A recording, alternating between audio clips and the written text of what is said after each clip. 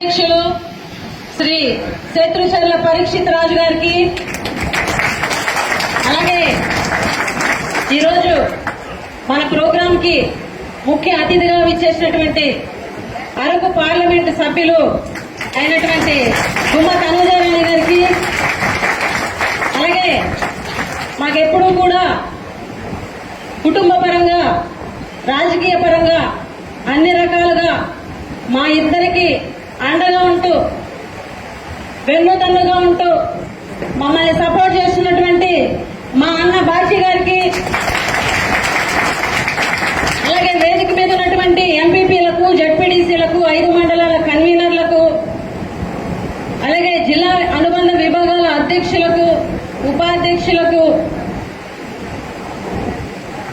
State కమిటీలో ఉన్నటువంటి సభ్యులకు, మరి ముఖ్యంగా ఇక్కడికి విచ్చేసినటువంటి సర్పంచులకు, ఎంపీటీసీలకు, వైఎస్ఆర్ కాంగ్రెస్ పార్టీ కుటుంబ సభ్యులందరికీ కూడా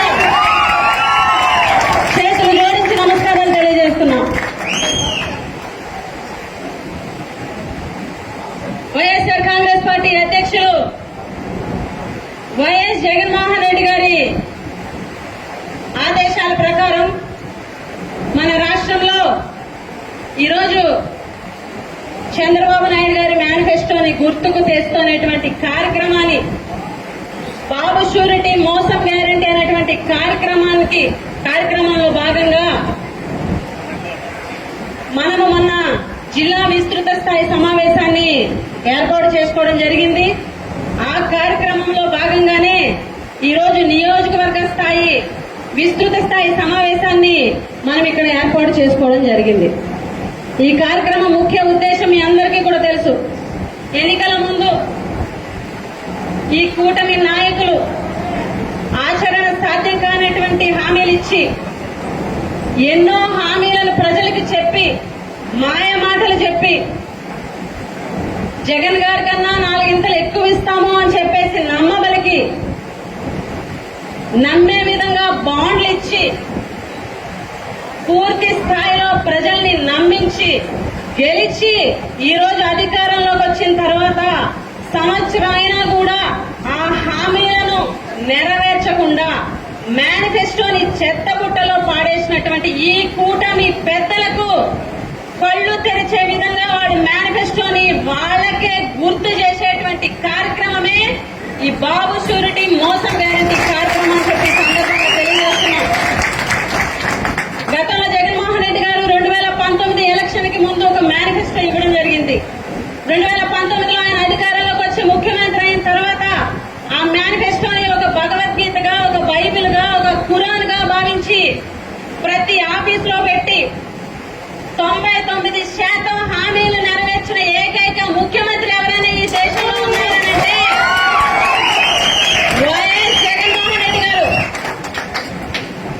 99% హామీలు నెరవేర్చారు కాబట్టి మేనిఫెస్టోని ప్రతి ఇంటికి పంపించి, మేము మేనిఫెస్టోలో ఉన్నటువంటి అంశాలను నెరవేర్చామా లేదా మీరే టిక్కి పెట్టండి అమ్మా అని ప్రతి ఇంటికి పంపించిన ముఖ్యమంత్రి వైఎస్ జగన్మోహన్ రెడ్డి గారు. అలా పంపించాలనంటే దమ్ము ధైర్యం ఉండాలా. అటువంటి దమ్మున్న నాయకులు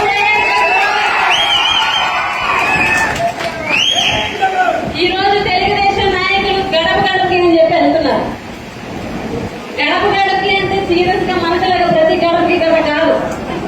ఆ గడప గడపకి ఎలా ఉంటుందంటే వెళ్తారు, ఒక వీధి వెళ్తారు, ఫోటో పోజులు ఇస్తారు, వచ్చేస్తారు అంతే.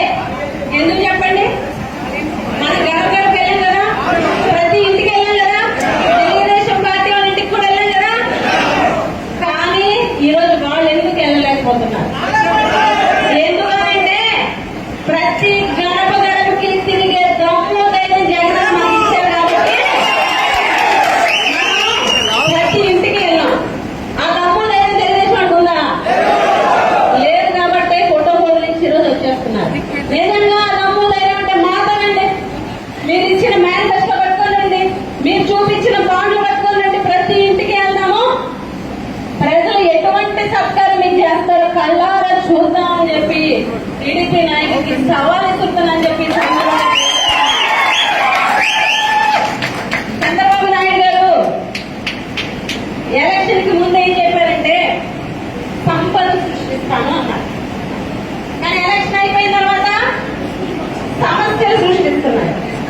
నిజమా కదా? ఆ? ఎలక్షన్ కి ముందేమో ఆస్తులు సృష్టిస్తానన్నాడు. ఈ రోజు అధికారంలోకి వచ్చిన తర్వాత అప్పులు సృష్టిస్తున్నాడు ఆయన. అవునా? ఎలక్షన్ కి ముందు విజనరీ పాలన తీసుకొస్తానని చంద్రబాబు చెప్పారు. కానీ ఈ రోజు ఎలక్షన్ అయిపోయి అధికారంలోకి వచ్చిన తర్వాత విషన్ చిమ్మే పాలన ప్రజలకు అందిస్తున్నారని చెప్పి సందర్భంగా తెలియజేస్తున్నాం. మనం జిల్లా మీటింగ్ లో చెప్పాం. చివరి